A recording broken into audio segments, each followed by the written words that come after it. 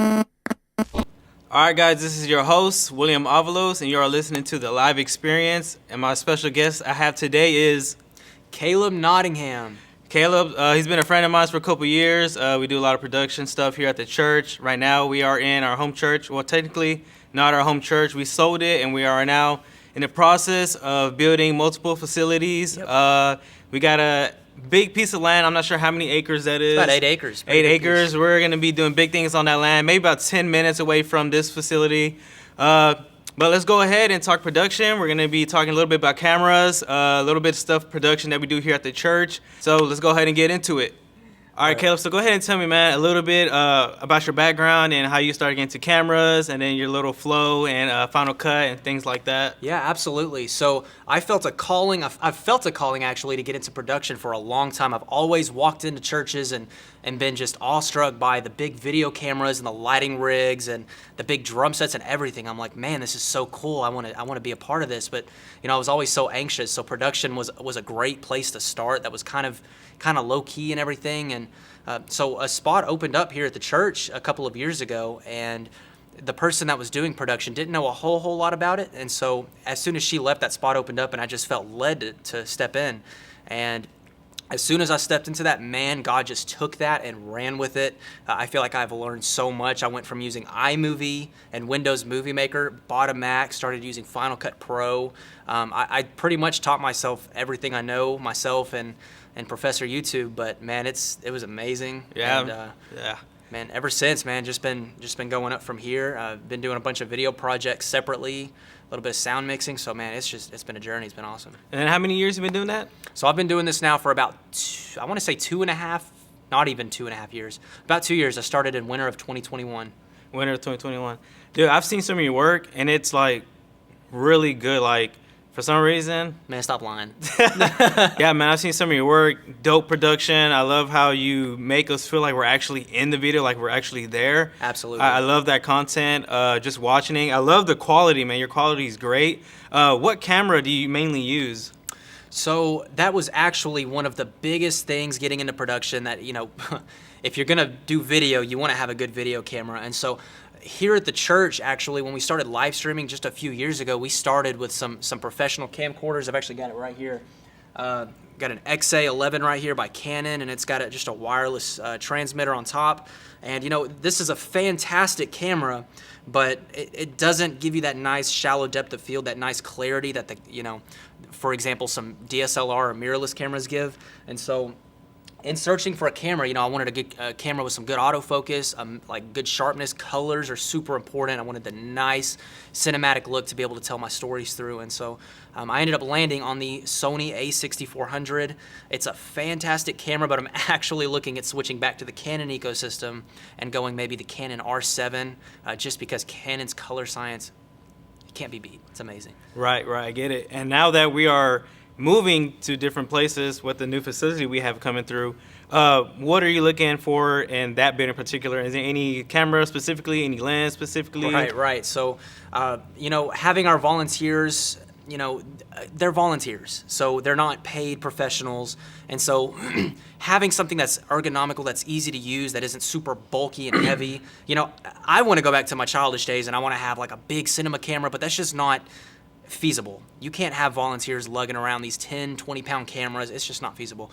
So like I was saying earlier, Canon just released the Canon R7, and the R7 is such a great camera simply because, number one, it's got the camera color, or the Canon color science, and something that the R7 does very well is IBIS, in-body image stabilization. So something we like to go for here at the Springs is more of a more of a dynamic look for our live audience and for the people who can't quite see what's going on stage.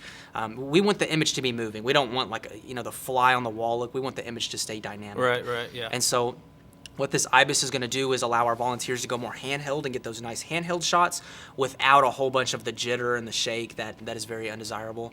And so with it being, a small form factor, it's a brand new camera, APS-C sensor. That means it's got a really big sensor to let in lots of light. We get that nice bokeh, the nice blur in the background. It just helps us to tell our story and who we are and what we believe in, through a nice cinematic lens that people enjoy watching. Yeah, man, I totally get that. Every Sunday we get good quality, good stream, good angles. Springs Fellowship Church, Dallas, Texas. That's where we are located. YouTube page, Springs Fellowship. Facebook page, Springs Fellowship. If you'd like to see some of our content and some of the stuff that we display every Wednesday and Sunday, you can go ahead and go look at those channels. I guarantee you guys, you won't be let down. This man right here puts in a lot of work, especially with our volunteers. We had a past training actually, and what was some of the things that you kind of let the young people on? Man, so like he just said, a lot of our volunteers are young people. So people that were feel drawn in, people that want to serve but don't quite know their spot yet. So we've had a lot of people come in who are teenagers, and with that being the case, they're brand new to this. And one of the biggest things is just framing. It's so simple. So having your subject framed to where, framing tells a story. So having your subject centered, not having too much headroom, that's a lot of stuff that we covered. Yeah. Again, dynamicness. So, being dynamic in your movement and not just having a stale tripod shot. We try to keep it very dynamic. But, a big thing also would have to be having our volunteers in the right place at the right time, because just like it was alluded to earlier, our videos, our live stream, it tells a story. It tells the story of who we are and, Yeah. what God is doing over here. And so, having our operators, if someone's about to lead a song or someone's about to come up and speak, not having that camera shot on the drums or the keyboard, even if it's a great Right, shot, yeah. you want to be where the spirit is. Who's talking, who's singing. That's where we want to be at that moment. So. Agreed. And what are some don'ts that you don't want them doing? I know there's some things in the church when people are having that intimate moment, you don't want a camera right in their face. Absolutely. What are some things that you highly tell them, like, hey, let's not do this. Yeah. things So like that? you said, with this being the church and with a lot of our work happening around the platform and in the altars, I do want to say, one of the biggest things that our volunteers have struggled with, we love to get altar shots. We love to get, people worshiping, get their hands raised. Yeah. But, in crowd shots, what comes with that typically is, these newer volunteers tend to get in people's faces and don't know that they're doing bad. They think it's a good shot, and a lot of times it looks good, but there's two sides to a shot when you're at church or working in a live event. You never want to distract someone from what's going on at the live event. And so one of the biggest things is teaching our volunteers, with these Canon XA11s, they have a fantastic focal range, a fantastic zoom range. And so having them stand back and capture some of these moments from a distance, you still get to capture them, but you're not in somebody's face distracting them from what is going on in the room. Agreed. So let's talk Final Cut Pro. How long have you been working in that? Have you tried any other softwares, anything else? Man. Maybe kind of pulling your leg a little bit? You think about moving? How do you feel about Final Cut? So, one of the biggest things for me, I was already in the Apple ecosystem. iMovie is such a great place to start. If you're brand new to editing video, you can't beat iMovie. It's amazing. But when you want to start adding more layers of video and audio, that's what I found to actually be my biggest pet peeve with iMovie is you could only, I believe it was 2 layers of video. You can't stack any more slides on top of that. Right, you can't layer audio effects. And so moving into Final Cut, it was definitely like, whoa, this looks intimidating. Although at first you open the program, there's nothing going on. It's just plain as can be. But when you start getting into it, it's intimidating at first. But I've really learned the Apple ecosystem and how to use Final Cut, and it integrates really well with Compressor, with Logic Pro, and so I don't anticipate switching. Although if I did have to switch, I'd probably go with DaVinci Resolve, just simply for pricing purposes. Again, with Final Cut, you pay one time. With Logic Pro, for example, you pay one time. Right. Ableton and Premiere Pro and all these other Adobe programs, they are subscription based, and so the upfront cost is smaller, but it's ongoing. Right. And so for new movie, not movie makers, but for new like videographers or filmmakers starting out, Final Cut Pro, in my opinion, can't be beat. Right. So when you're ready to do a project in Final Cut, if somebody gives you a job, what is your checklist going into a shoot? Like, hey, this is what I need to do. These are the type of shots I need to get into. Do you maybe do some research of where you're going, the building, the environment, things like that? Do you do things like Man, that's a great question. So something I've always heard, one of the great YouTube guides said, you want to shoot for the edit. And so what that basically means is you don't want to shoot a whole bunch of random footage and then you go to edit it and it's just a mess, because it'll take you a whole lot longer to get what you want, if you even get what you want. And so going into a project, man, you know, talking to the client and making notes of what they want, what needs to be done. Maybe, you know, if I'm not able to make it on set, I prefer to go like, you know, the day before the event if I can, or just whenever, to look at the venue, or to look at the church, or to look at the building, just so that way I know kind of what I'm getting myself into, where the lighting's good, where the lighting's bad, and you know obstacles. And so, you know, I write out my composition. These are the shots I want. These are the transitions I want. Transitions are huge. This is what I want.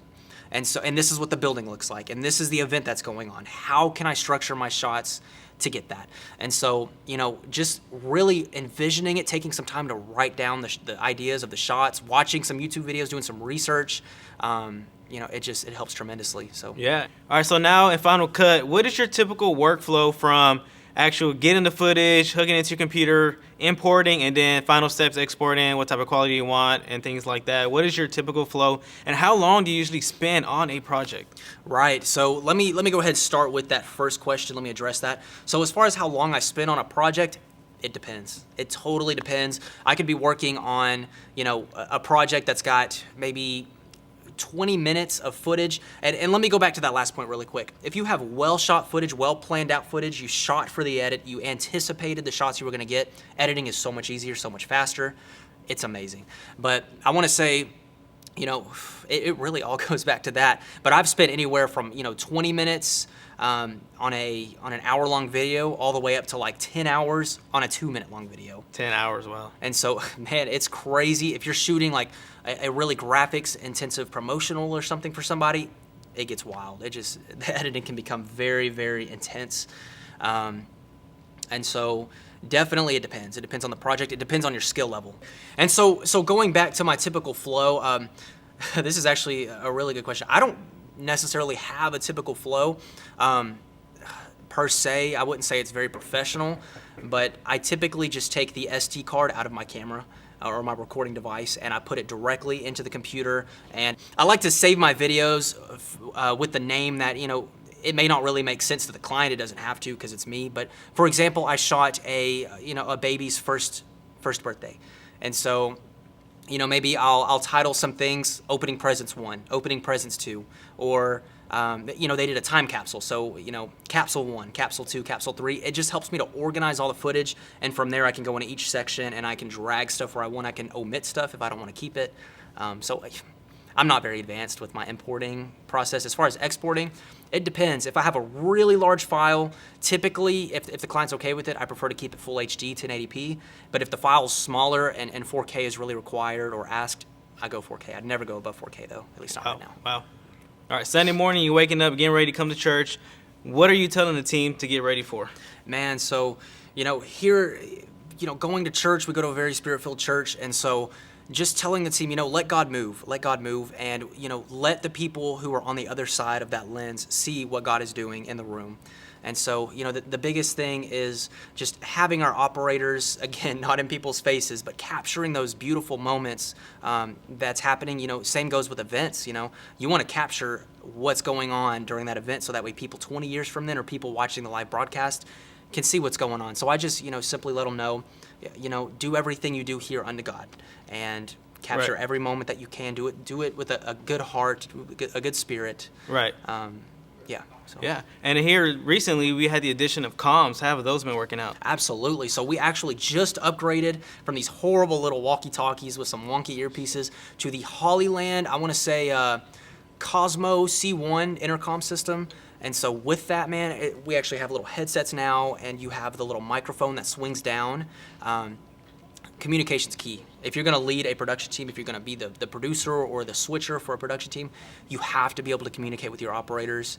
It has made a world of difference. And so, you know, with those comms, you can pull the microphone down, and it actually opens up the mic, and when you put it back up, it cuts the mic, so all of the noise in the room isn't constantly getting picked up. And again, you know, communication's key, so they have been a crucial part in growing our team. So. All right, guys. Well, you heard it here with Caleb Nottingham, lead cameraman, lead production here at the Springs Fellowship. Man, thank you so much for spending some time over here on the live experience. We will see you guys next time. Next time. Peace out, guys.